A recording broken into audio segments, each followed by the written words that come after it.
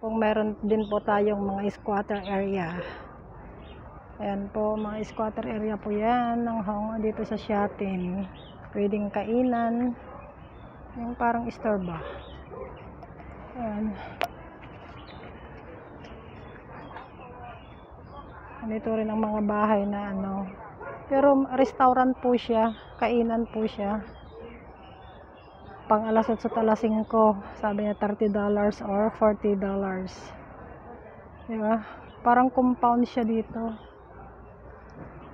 Andun si Lola. Silipin natin dito kung anong meron sa loob. Ayan o.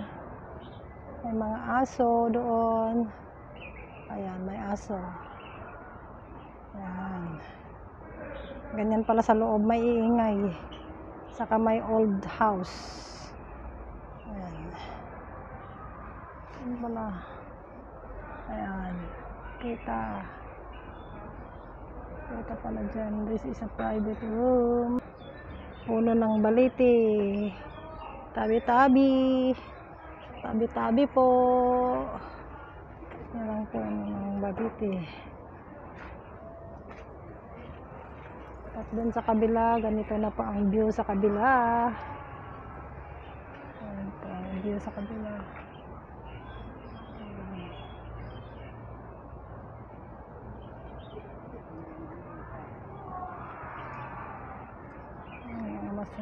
Masaya naman sila.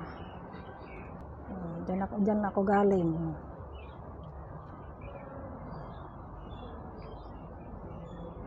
Masyado kasing maingay doon at may nagkakantahan. Dito naman sa kabila, ayan, garahian ng sasakyan. Tapos dito, ayan, puno ng balete.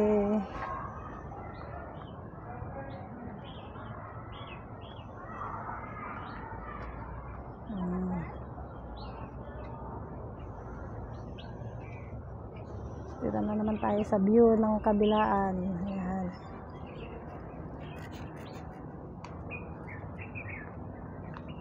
Para thumbnails. Ito naman yung puno ng kapasanglay. Sa atin ay ginagawang unan yung bunga niya. Ayan. Kapasanglay sa amin. Hindi ko alam po sa Tagalog. Ilocano pang alam ko. Ayan. Ang gagandang view. Dito naman yung mga puno ng palmera, abyang. Ayan. Ayan po. May mga park din pala dito. Pinabayang park na may kawayan.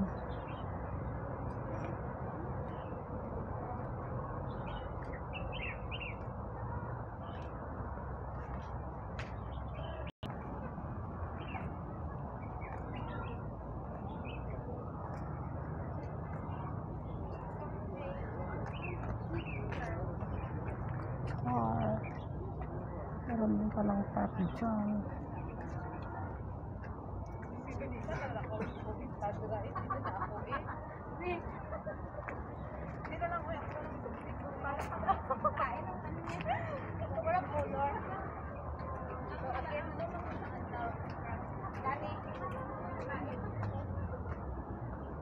Ayan, ang ganda ng tulay.